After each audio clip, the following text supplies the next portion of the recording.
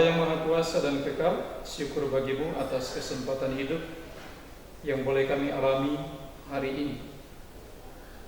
Kami hendak mendengarkan sebagian dari firman-Mu. Utuslah Roh Kudus-Mu memenuhi diri kami, agar kebenaran firman-Mu yang akan kami renungkan dapat kami amalkan dalam kehidupan kami. Demi Kristus Tuhan dan pengantara kami. Amin. Dalam nama Bapa dan Putra dan Roh Kudus. Amin.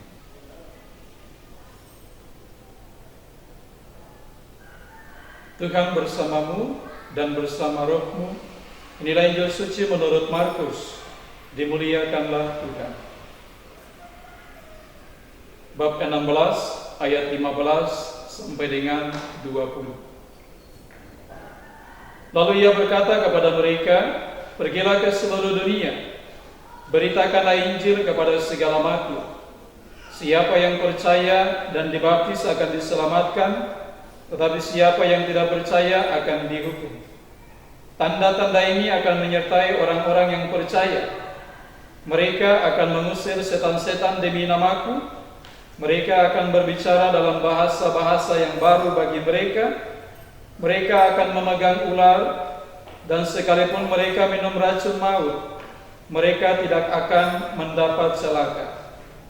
Mereka akan meletakkan tangannya atas orang sakit, dan orang itu akan sembuh."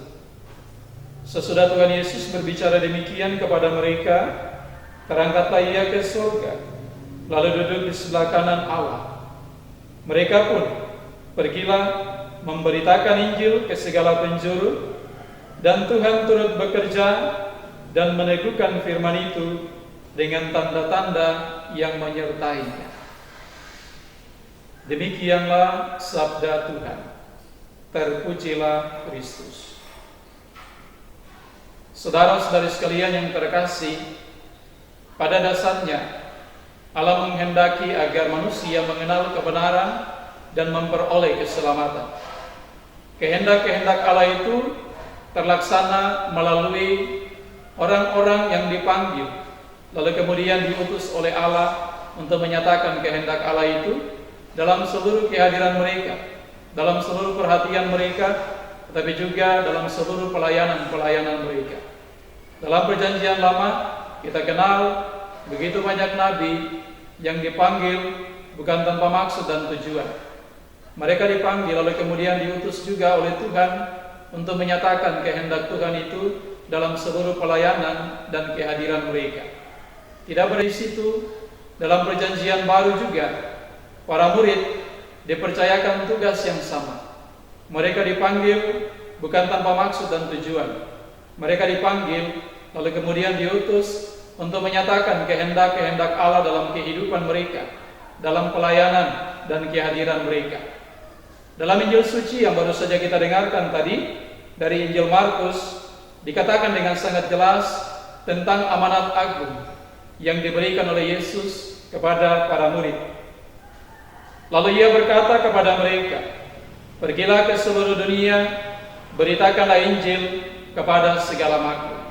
Bapak Ibu Saudara, amanat agung ini mengantar kita untuk mengingat kembali akan makna baptisan yang pernah kita terima. Dengan dibaptis, kita dibebaskan dari dosa asal. Dengan dibaptis, kita dianggap menjadi anak-anak Allah. Dengan dibaptis, kita dimasukkan menjadi warga gereja Katolik yang sah. Dan tidak kalah pentingnya adalah dengan baptisan itu, kita diutus untuk menjadi saksi cinta kasih Allah di tengah dunia. Bapak Ibu, saudara-saudari terkasih, tugas ini bukan hanya menjadi tugas para nabi dalam Perjanjian Lama. Tugas ini bukan hanya menjadi tugas para rasul dalam Perjanjian Baru, tetapi kita juga yang mengatasnamakan diri sebagai pengikut-pengikut Kristus. Kita juga memiliki tanggung jawab yang sama, yaitu melaksanakan kehendak-kehendak Allah itu dalam kehidupan kita, menjadi saksi cinta kasih Allah di dalam kehidupan kita. Konsekuensi dalam melaksanakan tugas pelayanan dan pewartaan memang tidak mudah, namun kita harus percaya bahwa di balik kesulitan, di balik kerumitan dalam melaksanakan tugas dan karya pelayanan, Tuhan senantiasa menyertai kita sebagaimana yang disampaikan dalam firman Tuhan tadi. Mereka pun pergilah memberitakan Injil ke segala penjuru, dan Tuhan turut bekerja dan meneguhkan firman itu dengan tanda-tanda yang menyertainya. Semoga dengan firman Tuhan hari ini mengantar kita untuk sungguh menyadari akan jati diri kita sebagai pengikut-pengikut Kristus, tetapi di balik itu, selain menyadari akan jati diri kita, itu menjadi pintu masuk bagi kita untuk menyadari akan peran dan tanggung jawab kita, yaitu sebagai pelayan, sebagai pewarta dalam melaksanakan kehendak-kehendak Allah itu kapan dan di mana saja kita berada. Semoga Tuhan memberkati. Tuhan Bapa yang Maha Baik, sebagian dari kebenaran firman-Mu sudah kami dengarkan, sudah kami renungkan pada kesempatan ini. Kuatkanlah kami dengan Roh Kudus-Mu, agar kami mampu untuk melaksanakan firman itu dalam kehidupan kami.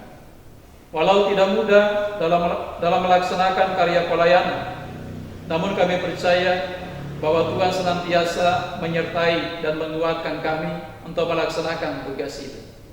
Demi Kristus Tuhan dan pengantara kami. Amin. Tuhan bersamamu dan bersama rohmu.